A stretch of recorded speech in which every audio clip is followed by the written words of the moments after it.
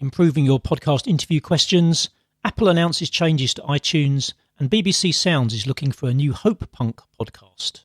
Welcome to the Richard Daly Podcast, bringing you a UK perspective on the latest news and developments from the world of podcasting and internet radio. Welcome to episode 37. I'm your host, Richard Daly.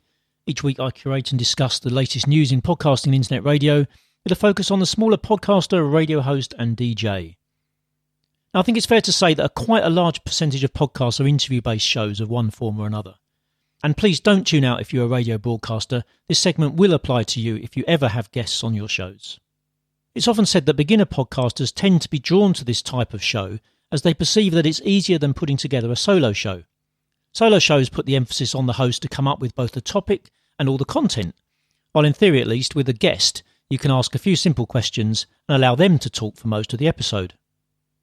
Of course, it turns out it's not that simple. First, you have to find guests willing to come onto your show. This can be easy or hard, depending on your topic and how well you're known in your particular niche. What are you offering your guest in return for their time? Interview shows require more technical stuff in place to capture the recording. There is software out there that makes it easier, but I see many more posts in podcasting Facebook groups seeking help with recording issues related to interviews than I ever do about solo shows. There's plenty of guidance out there about how to record interviews, so all I want to talk about today is more about how to improve the content of those interviews. Anyone who hosts an interview podcast will have had guests on where it felt like you were pulling teeth to get anything interesting out of them. So was it the guest's fault? Probably not. The key to a good interview is the questions that the host asks. So what prompted me to discuss this topic? Well, this week I've read 2 articles about interviewing guests. One is from Wave, a company that allows podcasters to create short excerpts of their shows to post as videos on social platforms. The Wave article suggests 9 great podcast interview questions. The second article comes from Jacobs Media and is titled Radio DJs, What's Your Pre- and Post-Interview Digital Routine? The Wave article points out that you've probably worked quite hard to get your guest to appear on your podcast because you think they have something important and valuable to offer your audience. You now need to ask your guest the right questions to allow them to deliver that value. I'll let you read the article to learn what Wave suggests as good questions to get your guest to open up and to pass on their knowledge to your audience. You can find a link to the article in the show notes for this episode at richarddaly.com/37.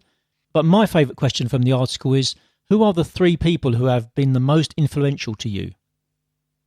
Now, obviously, you can tailor your questions to your particular topic or adapt according to time, but there are some interesting podcasts that ask the same questions to every guest. It provides a structure to the episodes that can work well. Even where a host uses different questions, a common thing I'm seeing now is the quick-fire round, usually at the end of the podcast where all guests get asked the same questions, typically off-topic, such as Mac or PC, dog or cat, etc. These are a great way to learn a little bit more about the guest and provide an interesting exit to the episode. If you happen to be interviewing musicians on your podcast or radio show, then I do have a post on my website with some suggested questions. I'll put a link in the show notes. The Jacobs Media article takes a look at how you can get more content out of an interview with a guest. Some of the suggestions will apply more easily to face-to-face interviews, whether they're in a radio studio, on location or in a home, but they should all be able to help you improve your podcast and radio interviews. The article breaks the topic down into things to do before and after the actual interview. So before the interview, you might consider taking photos, recording videos, and having the guest record a station ID, jingle or shout-out. For a podcast, this might be a testimonial. You've probably heard Pat Flynn use these on his show. After the interview, you can take the assets you've created and use them on social. Photos could be added to blog posts about the interview. Videos can be cut into segments for use on Instagram or Facebook. And the audio content of the videos, as well as the interview itself, can also be segmented into audiograms to promote the show. This type of micro-content can greatly expand the reach of the show itself. Finally, don't forget to tag the guests when posting content, and also ask them if they would like any of the material to use themselves. Before we leave this topic, I actually came across a third article about interviews that I think is worth mentioning. This time it's aimed at musicians who might be invited to appear as podcast guests.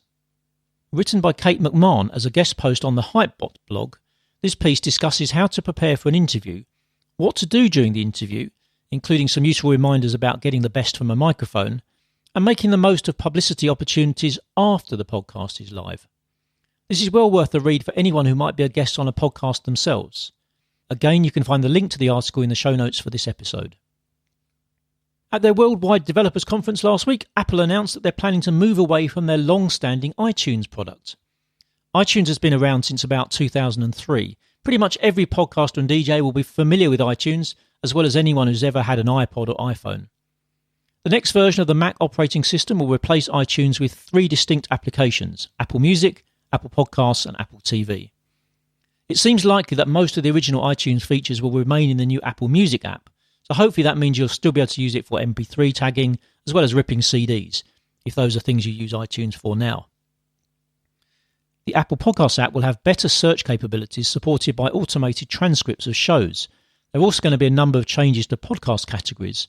New categories are being introduced, such as fiction and true crime. Other categories will be renamed or go away. And there will be lots of changes to subcategories too. Nick Quah from the Hotpod newsletter makes an interesting point on how adding new categories and subcategories has the potential to actually encourage new podcasts to be created, specifically to make use of them, particularly in genres and subgenres that might be seen as being underserved currently. It's an interesting idea. On that theme, BBC Sounds in the UK has said it's looking for blockbuster audio drama podcasts to rival The Avengers.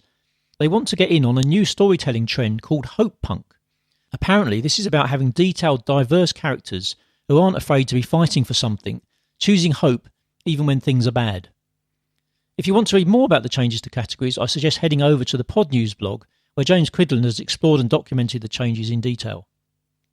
Okay, so that's all the news from the Richard Daly podcast for this week. If you've enjoyed this episode, do share it with a friend on Apple Podcasts. You can also now find this podcast on Spotify, iHeartRadio, PodSearch, and wherever else you listen to podcasts.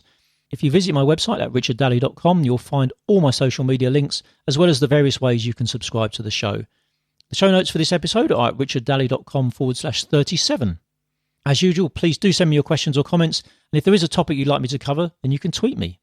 As always, I really do appreciate your feedback. Thanks for listening, and I'll see you on the next episode.